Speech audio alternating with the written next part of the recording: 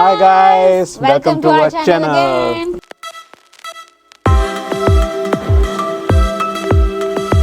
आपने पिछली वीडियो देख ली थी, आई होप आपने देखी होगी और उसको लाइक भी किया होगा और सब्सक्राइब भी किया होगा। तो अब जैसे हमने पिछली बार इतनी इम्पोर्टेंट बात की थी और हमने पिछली बार क्या बात की थी?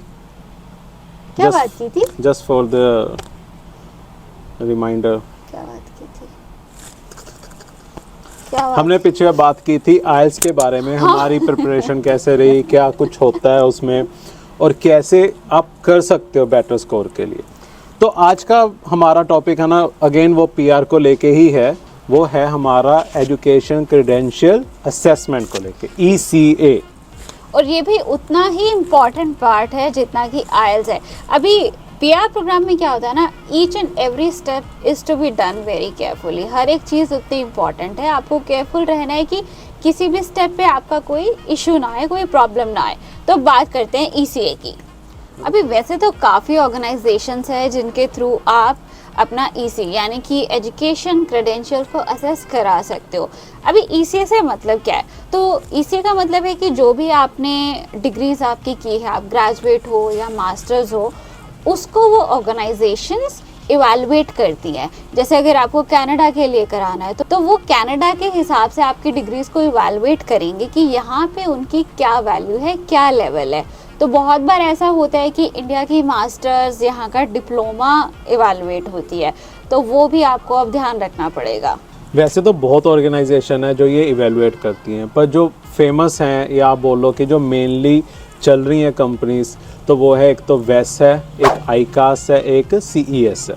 अब हमने जो अपना कराया था वो हमने वेस से कराया था और सबसे ज़्यादा पॉपुलर वेस है। अब पहले तो आपको ये डिसाइड करना है कि आपको वेस के थ्रू करना है या आईकास के थ्रू या कोई भी ऑर्गेनाइजेशन के थ्रू करना है। फिर आपको वेबसाइट विजिट करनी है, फिर आपको अपना अकाउंट बनाना है। अब इसका प्रोसेस मतलब उतना हाई फाई नहीं है, मतलब बहुत सिंपल प्रोसेस है। और ये ध्यान रखना कि एक पीआर एप्लीकेशन में जितने भी लोग अप्लाई कर रहे हैं, यानी कि अगर एक कपल है तो वो दोनों का वेस अकाउंट अलग अलग बनेगा, दोनों के ECA अलग अलग होंगे, एप्लीकेशन अलग होगी। अब एक बात का ध्यान रखना है कि एक एप्लीकेशन में जितने भी लोग अप्लाई कर रहे हैं, जैसे कि एक कपल है तो दोनों का ECA अलग अलग होगा और दोनों के अकाउंट्स भी इसलिए अलग बनेंगे। और ये अच्छी बात है कि अगर आप अपने स्पाउस का, जो प्राइमरी एप्लीकेंट है, उसे तो ECA करवानी है, बट अगर आप स्पाउस का करवा लोगे तो आपको पॉइंट्स उसके एक्स्ट्रा ही मिलेंगे। अब नेक्स्ट स्टेप आता है कि जब आपने ऑनलाइन अपना अकाउंट बना लिया है, आपने सारी डिटेल्स अपनी डाल दी है, तो वहाँ से आपका एक रेफरेंस नंबर जनरेट हो जाएगा। अब उसके बाद आपको आपके यूनिवर्सिटीज़ या कॉलेजेस को अप्रोच करना है कि आपके डॉक्यूमेंट्स वहाँ तक कैसे पहुँचाए जाएं। और ये हर कॉलेज का अपना एक डिफरेंट प्रोसेस है।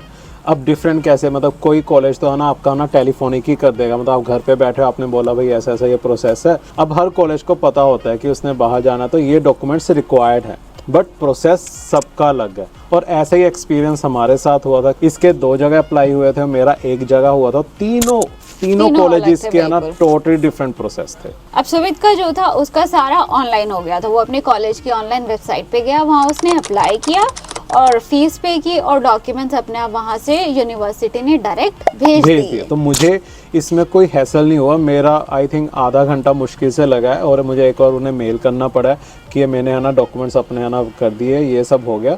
तो उन्होंने बोला ठीक है, अब आपको टेंशन नहीं लेने की ज़रूरत, अब ये हो जाएगा। बट इसका प्रोसेस मुझे लगता है हमारे लिए सबसे ज़्यादा डिफ़िकल्ट रहा, पर वो हम वीडियो के थोड़ा लास्ट में बताएंगे। लेकिन उससे पहले आपको ये बात ध्यान रखनी है कि आपको गलती से भी अपने डॉक्यूमेंट्स डायरेक्टली नहीं भेजने हैं वेस के लिए। अगर आपने गलती से भेज दिया तो है ना आप कंसीडर नहीं किए जाओगे और आपको फीस शायद दोबारा से भरनी पड़ सकती है। अब जो मोस्टली है ना सबके पास एक मेजर क्वेश्चन होता है, जो लोग हमसे भी इंस्टाग्राम या ना यूट्यूब पे पूछते हैं कि भाई डॉक्यूमेंट्स क्या क्या चाहिए होते हैं, या मतलब इसे कैसे अप्लाई करना है। अप्लाई तो उन्होंने कर दिया, रेफरेंस नंबर जनरेट हो गया, अब कॉलेज वालों को भी अप्रोच कर लिया, बट उन्हें उसके आगे का प्रोसेस नहीं पता कि कॉलेज वाले भी क्या करेंगे। अब इसमें ना 2 चीज़ें मेन होती हैं। एक तो ऑफ कोर्स आपका डिग्री हुई गई है और दूसरा होता है आपका स्टेटमेंट ऑफ मार्क्स।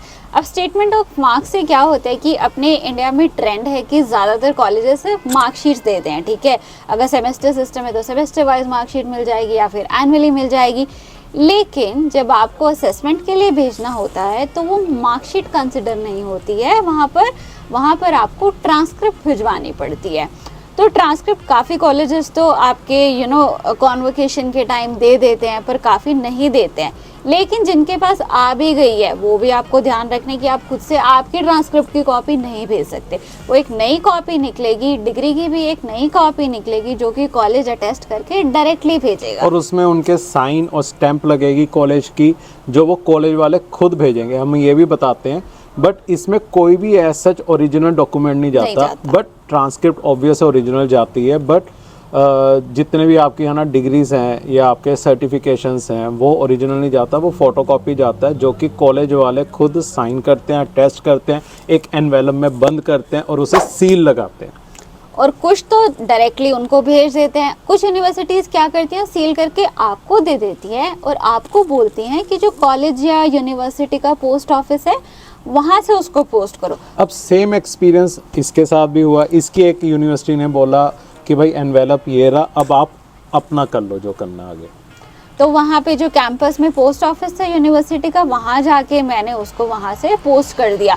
पर अच्छी बात ये है कि उन सबको पता होता है, तो वहाँ से रेगुलर काम है तो वो कर देते हैं, आपको ईजी रहता है। लेकिन हाँ, मुझे काफ़ी चक्कर लगाने पड़े थे। जैसे उन्होंने मुझसे फ़ोटोकॉपी डॉक्यूमेंट्स लिए थे, तो वो पहले मुझे अपने कॉलेज में जाके वेस्ट फॉर्म जो है वहाँ से वेरीफाई कराना पड़ा था, स्टैम्प कराना पड़ा था।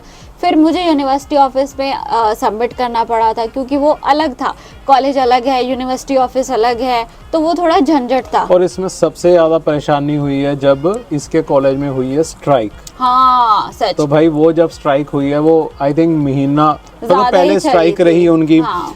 फिर ये गई वहाँ पे, फिर उन्होंने बोला हाँ हम प्रोसेस कर रहे हैं, फिर बाद में फिर स्ट्राइक हो गई, फिर बीच में वही कोरोना हो गया।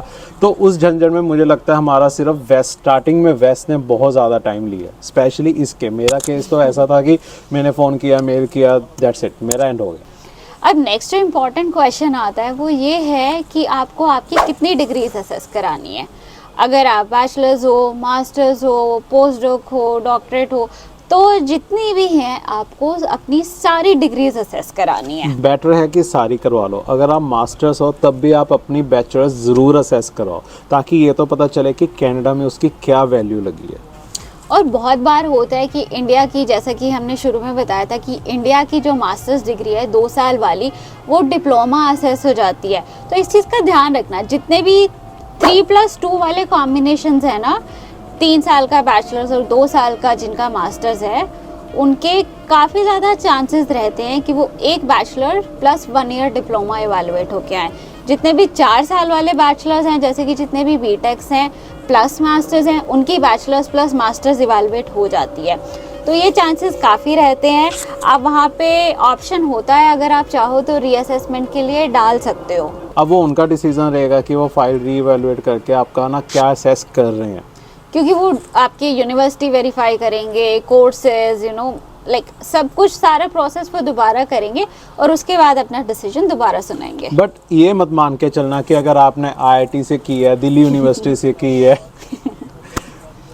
तो आपकी है ना जो मास्टर्स है वो एक्चुअल में मास्टर्स ही काउंट होएगी। मतलब भाई इस उसमें मत रहना, ये बहुत ज़्यादा हाई चांसेस रहते हैं कि वो कुछ भी उसे है ना डाल सकते हैं। मतलब वो उस आपकी मास्टर्स को वो 1 साल के डिप्लोमा में भी कंसिडर कर सकते हैं। तो you have to be very careful in the beginning itself, ताकि आपको पता हो कि आपका स्कोर कितना बनने वाला है, क्योंकि उसके बेसिस पे वो चेंज हो जाएगा। अगर आपने माना है कि ओ मेरा तो 470 क्रॉस हो रहा है, पर वहीं पे आपकी मास्टर जो है वो डिप्लोमा इवैल्यूएट होकर आ गई, तो 5-6 आपका स्कोर घट गया, तो आपकी तो हो गई बस। तो आप है ना अपना ECA पहले ही इवैल्यूएट कर लो, ताकि आपको ये पता चले कि आपका एक्चुअल स्कोर क्या है। अब उसके बाद ऑब्वियस है फिर आइस तो आपने देना ही है, जिससे आपको वैसे ही क्लियर हो जाएगा कि आपका क्या स्कोर बनने वाला है।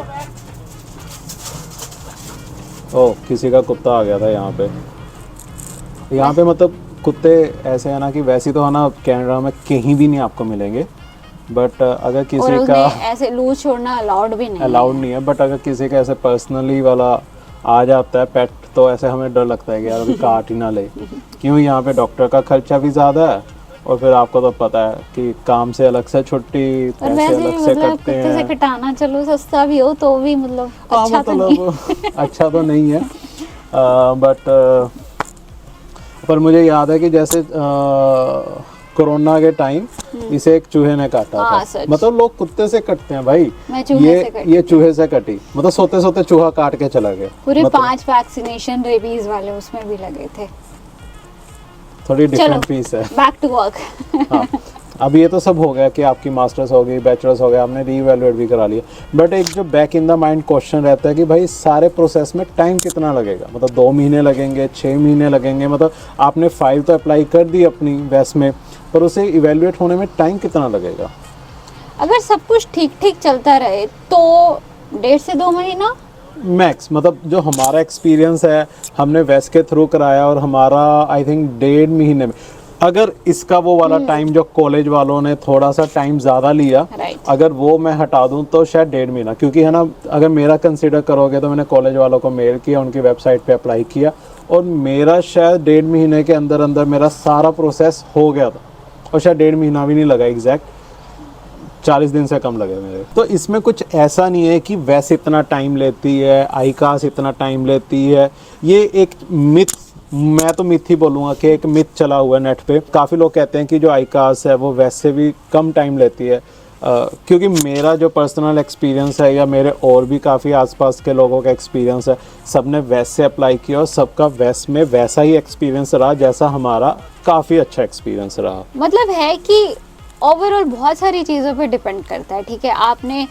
कब अप्लाई किया, कितना स्पीडली आपने रिएक्ट किया, कब आप कॉलेज गए और आपने वहाँ पर डॉक्यूमेंटेशन पूरी की, और आपके कॉलेज वालों ने कितना जल्दी किया, जैसे इसके वालों ने काफ़ी डिले किया, मेरे वालों ने फटाफट कर दिया।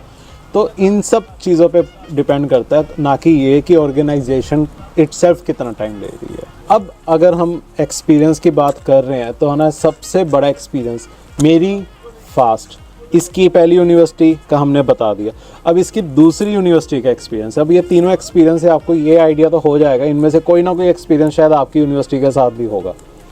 अब उसमें क्या था कि हालांकि मेरे पास ट्रांसक्रिप्ट की कॉपी थी, बट एज हमने बताया कि हम डायरेक्टली तो भेज नहीं सकते हैं, तो उसका मेरे पास ये तरीका था कि मैंने कॉलेज को ईमेल किया कि भाई ऐसा ऐसा रिक्वायरमेंट है, अब मैं उसका क्या करूं।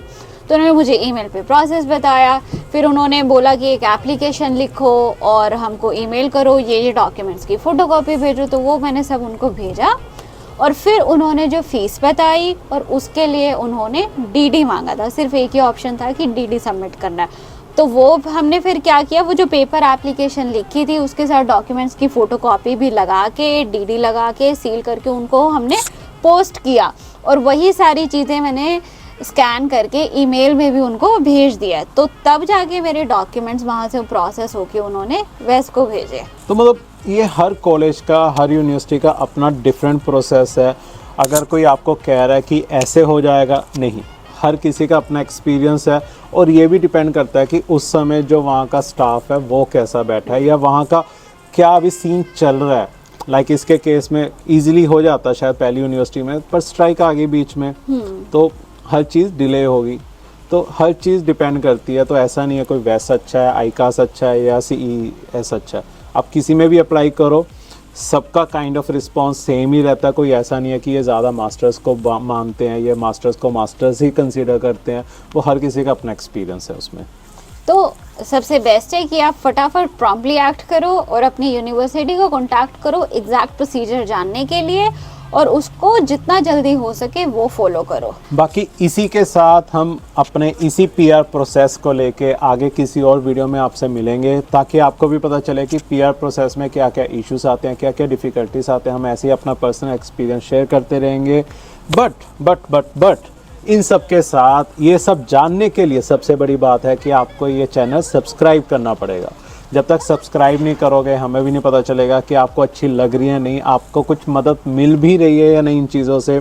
क्योंकि देखो यार, नेट पे सब कुछ अवेलेबल है आज के टाइम, हर किसी का एक्सपीरियंस अवेलेबल है। हम क्या करते हैं कि हम सीखते हैं हर किसी के एक्सपीरियंस से।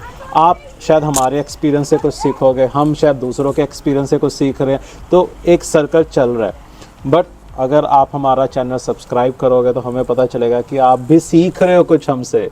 और आपकी भी कुछ हेल्प हुई है। यस।